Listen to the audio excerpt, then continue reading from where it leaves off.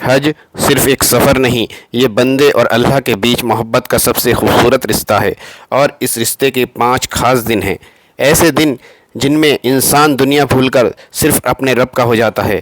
یاد رکھیے، حج کے یہ 5 دن ہیں: 8 ذی الحجہ، 9 ذی الحجہ، 10 ذی الحجہ، 11 ذی الحجہ، 12 ذی الحجہ۔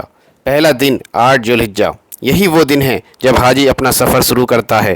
لبیک کی صداؤں کے ساتھ وہ مینا کی طرف بڑھتا ہے، ہر طرف سفید احرام، ہر زبان پر لبیک اللہم لبیک لبیک لا شریک لک لبیک ان الحمد والنعمت لک والملک لا شریک لک۔ ظہر، پھر عصر، پھر مغرب، پھر عشاء اور فجر۔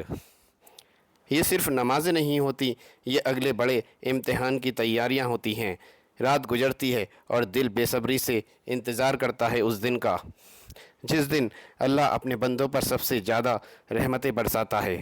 دوسرا دن 9 ذی الحجہ، یوم عرفہ، حج کا سب سے بڑا دن۔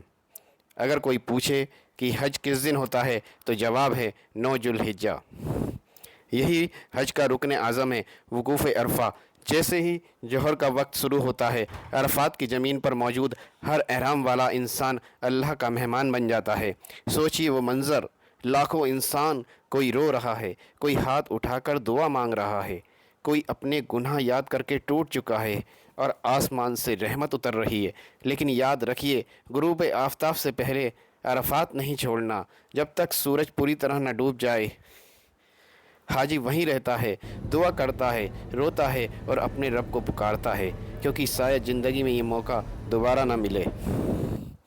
مزدلفہ کی رات، سورج ڈھلتا ہے اور قافلے مزدلفہ کی طرف بڑھتے ہیں۔ یہاں ایک عجیب سکون ہوتا ہے، کھلا آسمان، زمین، بستر اور سرہانے صرف اللہ کا نام۔ عرفات میں مغرب کا وقت ہو چکا ہوتا ہے، لیکن وہاں مغرب نہیں پڑھی جاتی۔ مزدلفہ پہنچ کر حاجی مغرب اور عشاء ایک ساتھ پڑھتا ہے اور پھر وہیں زمین پر رات گزرتی ہے۔ مزدلفہ کے میدان سے کنکڑیاں بھی بینی جاتی ہیں۔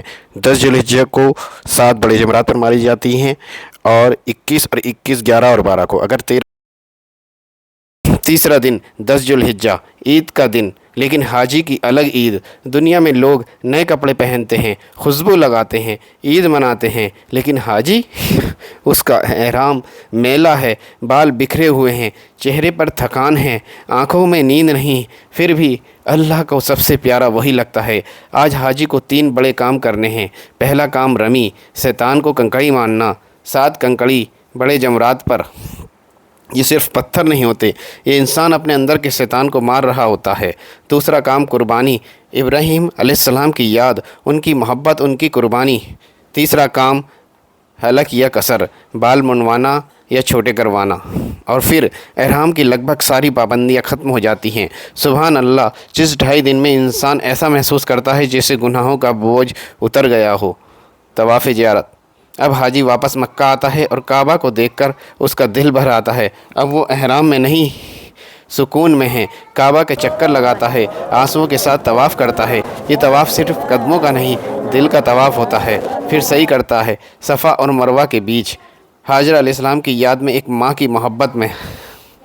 چوتھا اور 5واں دن 11 اور 12 ذی الحجہ، اب حاجی پھر جمرات جاتا ہے، تینوں سنتانوں کو 7 کنکڑی مارتا ہے، 21 کنکڑی 11 ذی الحجہ کو اور 21 کنکڑی 12 ذی الحجہ کو۔ لیکن اصل میں یہ شیطان کو نہیں، اپنے گناہوں کو مارا جا رہا ہوتا ہے، اپنے گھمنڈ کو، اپنے غصے کو، اپنی نفرت کو۔ اور پھر حج کے 5 دن ختم ہو جاتے ہیں۔ لیکن سچ پوچھئے تو اصلی حج وہی پورا ہوتا ہے جب انسان واپس آ کر بھی بدل جائے، جب اس کی نماز بدل جائے، اس کی سوچ بدل جائے، اس کا دل نرم ہو جائے، کیونکہ حج صرف